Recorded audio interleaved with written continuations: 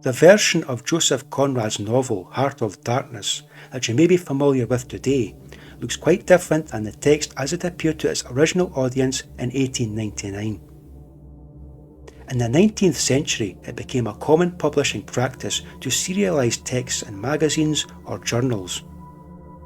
In February 1899, the first instalment of Heart of Darkness appeared in Blackwood's magazine, and the rest of Conrad's text in 2 subsequent monthly issues.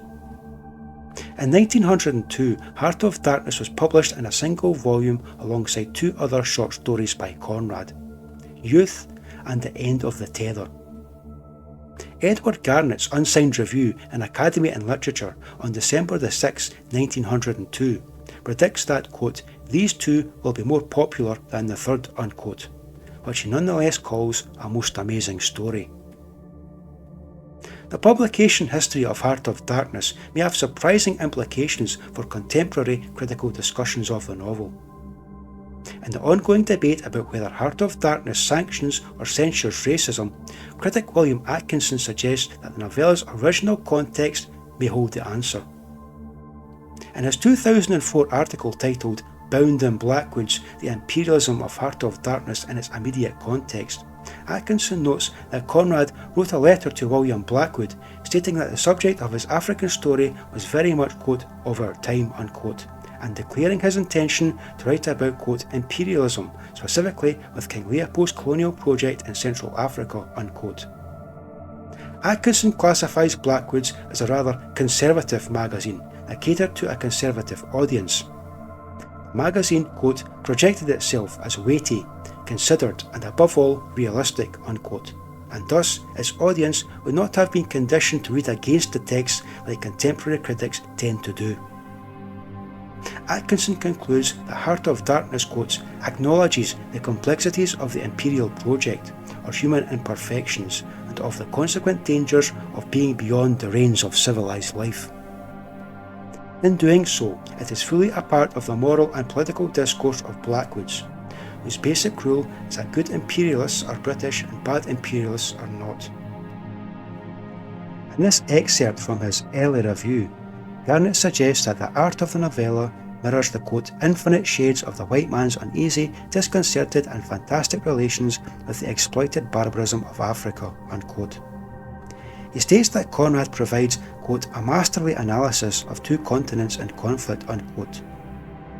Perhaps Garnett's only major misstep lies in his prediction that because of its complicated narrative structure, Heart of Darkness will prove to be the least popular of the 3 stories published in the single volume that he reviews. Initially, his forecast seemed accurate. Early reviews tended to concentrate on Youth and The End of the Tether. Over time, however, the overwhelming staying power of Heart of Darkness has proved incontestable, suggesting that readers are drawn to rather than repelled by its artful complexity. Edward Garnett's unsigned review of Heart of Darkness, published in Academy in Literature on December 6, 1902, provides what Conrad himself seemed to feel was a most intelligent appreciation of his novella. In a letter to Garnett dated December 22, 1902, Conrad writes, quote, my dearest fellow, you quite overcome me, and your brave attempt to grapple with the foggishness of Heart of Darkness, to explain what I myself tried to shape blindfold, as it were, touched me profoundly, unquote. Garnett's analysis seems to anticipate certain kinds of psychoanalytic readings that were to proliferate around the text in the 1960s. Just as landscape art implies the artist catching the exact relation of a tree to the earth from which it springs, and of the earth to the sky, so the art of Heart of Darkness implies the catching of infinite shades of the white man's uneasy, disconcerted and fantastic relations with the exploited barbarism of Africa.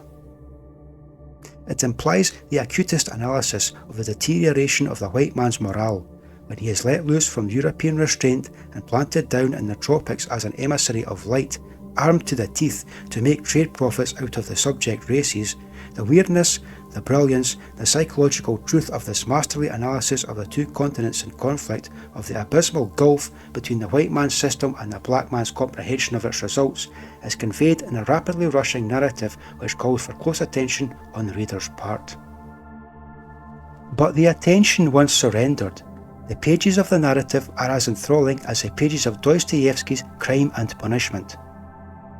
The stillness of the sombre African forests, the glare of the sunshine, the feeling of dawn, of noon, of night on the tropical rivers, the isolation of the unnerved, degenerating whites, staring all day and every day at the heart of darkness which is alike meaningless and threatening to their own creed and conceptions of life, the helpless bewilderment of the unhappy savages in the grasp of their flabby and rapacious conquerors.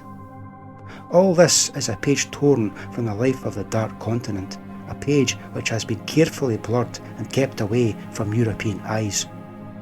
There is no intention in the story, no prejudice one way or the other.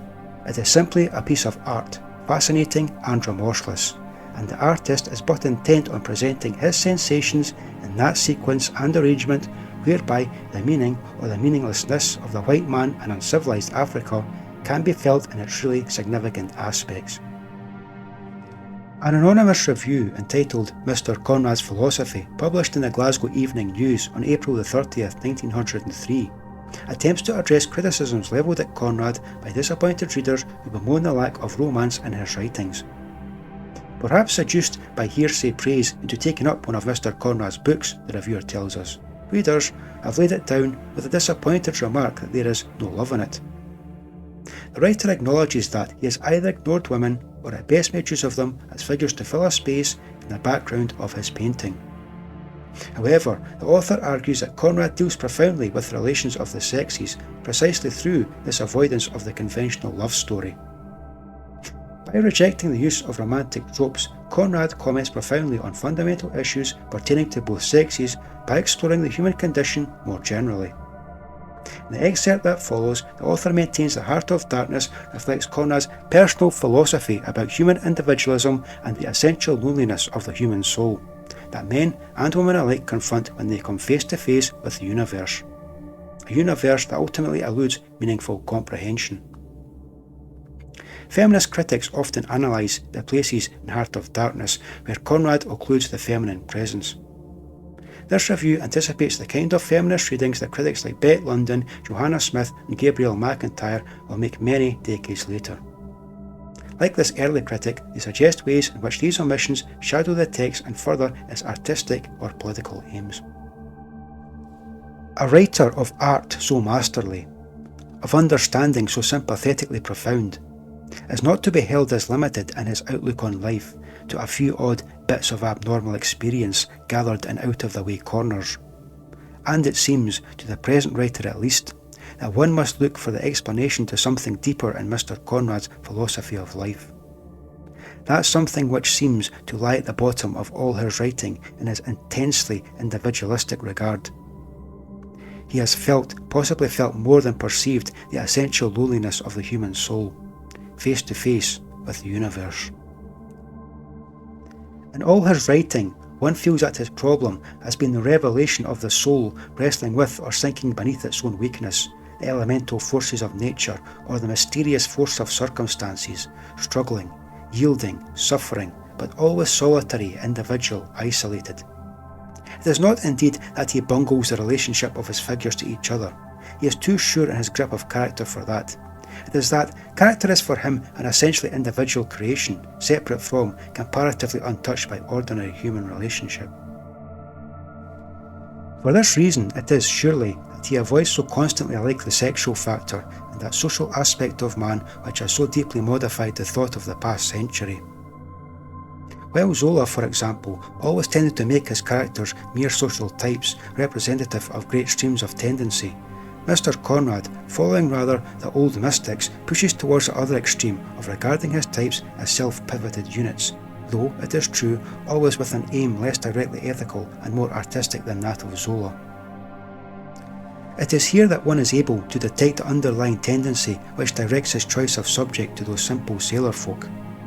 those crude and primitive souls who are by circumstance and nature cut off from all the complex interaction of organised society, and therefore near the purely individual problems of existence.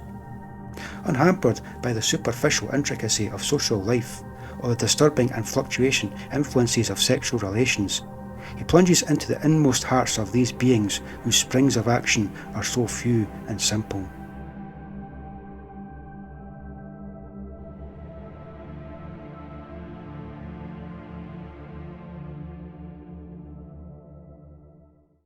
Thank you for watching. If you enjoyed this video, please like, comment and subscribe.